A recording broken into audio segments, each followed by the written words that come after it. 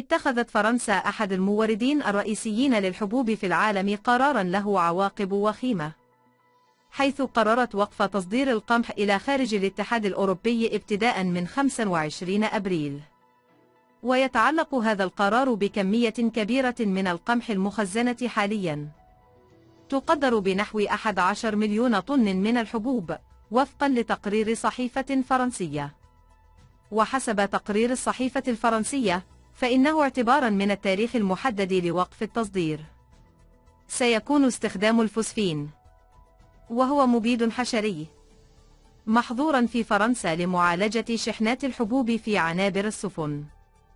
وأشار إلى أن تبخير هذا الغاز الزامي في العديد من البلدان المستوردة للقمح الفرنسي، على رأسها دول شمال إفريقيا، من أجل التمكن من تفريغ البضائع.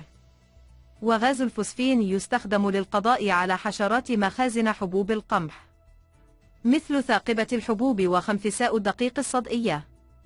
ومن المحتمل أن يتأثر العديد من زبناء القمح الفرنسي، بما في ذلك المغرب، من قرار تعليق الصادرات. يذكر أن فرنسا تتربع على عرش الموردين الرئيسيين للمملكة، حيث صدرت 300 ألف طن من القمح إلى المغرب منذ بداية 2023.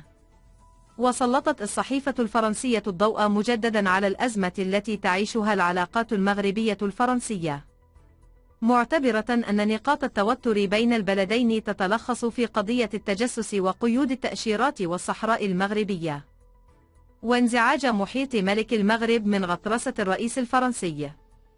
وقالت الصحيفة في تقرير مطول من صفحتين تحت عنوان بين باريس والرباط أسباب خلاف يتجذر، أن المغرب وفرنسا أمام قطيعة صماء غير مسبوقة في عهد الملك محمد السادس.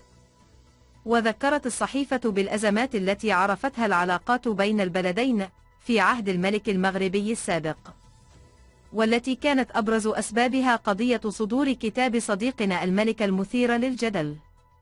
وذكرت أن البحث عن أصل الأزمة الدبلوماسية بين فرنسا والمغرب بالمغامرة في لعبة البحث عن الكنوز بخط سير خال من علامات أو إرشادات. وكانت فرنسا في موقف وسط من قضية الصحراء المغربية، وإن كانت داعمة بشكل رئيسي للمغرب في المحافل الدولية، سواء داخل الاتحاد الأوروبي أو في مجلس الأمن في القرارات والمواقف ذات الصلة بموضوع الصحراء. إذ صوتت فرنسا و12 عضوا بمجلس الأمن لصالح قرار يخدم الموقف المغربي نسبيا في قضية الصحراء سابقا، مقابل امتناع كل من روسيا وكينيا، لكنها غيرت موقفها مؤخرا.